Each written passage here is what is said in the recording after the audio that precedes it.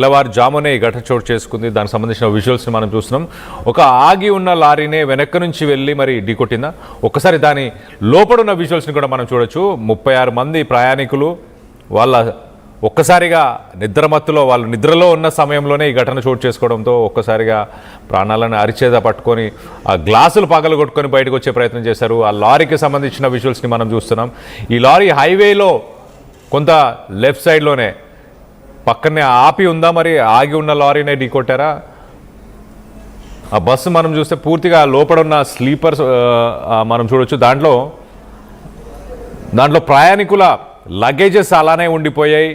Panic అయ్యారు. ఆ glasses అని పగలగొట్టి ఆ గ్లాసెస్ అని కూడా పగలగొట్టేసి వాళ్ళ ప్రాణాలను కాపాడుకోవడానికి మనం చూసాం. గతంలో ఇలాంటి ఇన్సిడెంట్స్ జరిగినప్పుడు మంటలు అంటుకొని అందులో ఉన్న ప్రయాణికులు అక్కడికక్కడే మరణించడం, వాళ్ళు బయటికి రాలేని పరిస్థితులు ఎదుర్కొనడం, దానివల్ల చాలామంది చనిపోవడం, ఇలాంటి ఈ మధ్య జరిగిన సంఘటనలు అని చెప్పుకోవచ్చు. మొత్తానికైతే ఈ బస్సులో ఉన్న ప్రయాణికులు కూడా భయభ్రాంతులకు గురయ్యే ఆ అద్దాలు పగలు కొట్టుకొని బయటకు వచ్చారు.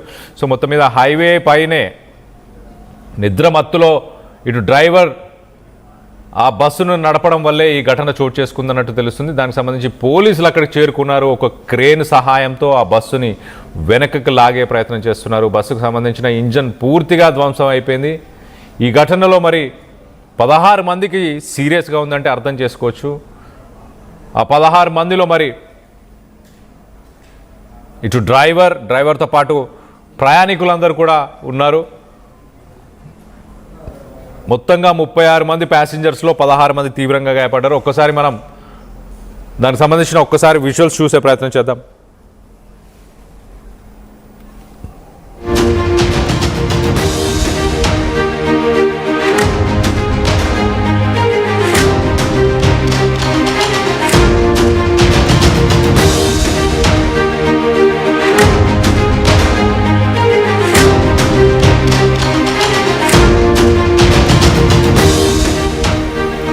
సో హైవే పైన proper service road, proper parking areas లేకపోవడం వల్లనే ఈ ఘటన చోటు చేసుకుందా. మనం చూస్తే కనుక విజువల్స్లో చాలా క్లియర్గా లారీ లెఫ్ట్ సైడ్ పార్క్ చేసి ఉంది. అది ఆగి ఉండడంతో కొంత కంట్రోల్ చేసే ప్రయత్నం చేసినట్టుంది. డ్రైవర్ కొద్దిగా లెఫ్ట్ నుంచి ఆ సెకండ్ లేన్ నుంచి రైట్కి కట్ చేసే ప్రయత్నంలో మరి తక్కువ స్పీడ్ ఉందా అన్నట్టుగానే కనిపిస్తుంది సిచ్యువేషన్. మనం చూసే కనుక ఇటు బస్సు ముందు భాగం పూర్తిగా క్రష్ అయిపోయింది. కానీ ఒక్కసారిగా ఆ స్పీడ్స్లో అంటే ఒక 80 స్పీడ్లో వెళ్ళి ఆ లారీని గుద్దుకోవడంతో మొత్తానికైతే అందులో ఉన్న ప్రయాణికులకి తీవ్రంగా గాయాలయ్యాయి. ఒక స్లీపర్ బస్ కావడంతో పడుకొని ఉన్నారు. నిద్రపోతున్న సమయంలో ఈ ఘటన చోటు చేసుకుంది.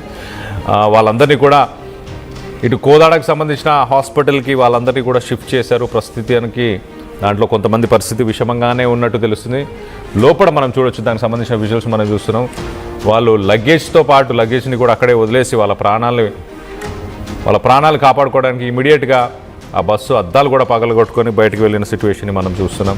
ఈ మధ్యకాలంలో చాలా బస్ యాక్సిడెంట్స్ మనం చూసాము. ఇలా నిద్రలో ఉన్న సమయంలో యాక్సిడెంట్స్ జరగడం, మంటలు అంటుకోవడం, దాంట్లోనే సజీవ దహనం అవ్వడం, మరొకసారి ఆ సీన్ రిపీట్ అవ్వకుండా తగిన జాగ్రత్తలు ఇటు ప్రయాణికులు తీసుకున్నారు. సో మొత్తం మీద వాళ్ళ ప్రాణాలను కాపాడుకునే ప్రయత్నం చేశారు. మరి ఇటు డ్రైవర్ నిద్రమత్తులో ఉండడం వల్లే ఈ ఘటన చోటు చేసుకుంది అంటున్నారు. అంటే ఎదురుగా లారీ ఆగి ఉందా, ఎంత స్పీడ్స్లో ఉంది అని గమనించలేకపోవడం, ఆ క్యాలిక్యులేట్ చేసుకోకపోవడంతో ఆ లారీకి సంబంధించిన డ్రైవర్ని కూడా మనం చూస్తున్న విషయంలో ఆ లారీ డ్రైవర్ కూడా సురక్షితంగానే ఉన్నాడు. సో లోడ్తో ఉన్న లారీ కాబట్టి లారీకి పెద్దగా డ్యామేజ్ ఏం జరగలేదు. కానీ ఆ బస్సు మాత్రం చూడొచ్చు. ఆ పోలీస్ కానిస్టేబుల్ ఆ డోర్స్ని, ఆ డ్రైవర్కి సంబంధించిన డోర్ని కూడా ఓపెన్ చేసి చూపిస్తున్నారు. ముందు సైడ్ బస్సు ఎక్కడానికి ఏదైతే మెయిన్ డోర్ ఏదైతే ఉందో అది పూర్తిగా క్రష్ అయిపోయింది. క్రేన్స్ సహాయంతో దాన్ని వెనక్కి లాగే ప్రయత్నం చేస్తున్నారు. ఇటు ఇంజన్కి సంబంధించిన ఇంజన్ సైడ్ ఒకసారి మనం చూస్తే కనుక ఇంజన్ సైడ్ పూర్తిగా ధ్వంసం అయిపోయింది. ఇటు రాత్రి విజువల్స్ మనం చూడొచ్చు. అలాగే ఇటు ప్రభుత్వ ఆసుపత్రి ఏదైతే కోదాడ సూర్యాపేటకు సంబంధించిన ప్రభుత్వ ఆసుపత్రి దగ్గర ప్రస్తుతానికి హైటెన్షన్ వాతావరణం నెలకొనుంది. ఇటు బాధితులకు సంబంధించిన బంధువులందరూ కూడా ఇటు కోదాడ హాస్పిటల్కి చేరుకుంటున్నారు. వాళ్ళ పరిస్థితులు కూడా ఎప్పటికప్పుడు తెలుసుకునే ప్రయత్నం చేస్తున్నారు. సో హైదరాబాద్ నుంచి రాత్రి సమయంలో బయలుదేరి ఇటు ఉదయం ఏలూరుకు వెళ్తున్నప్పుడు ఈ ఘటన చోటు చేసుకున్నట్టు తెలుస్తుంది. ఈ మధ్య కాలంలో ఇలాంటి ఘటనలు ఎక్కువ అవుతున్నాయని మీరు అభిప్రాయపడుతున్నారా?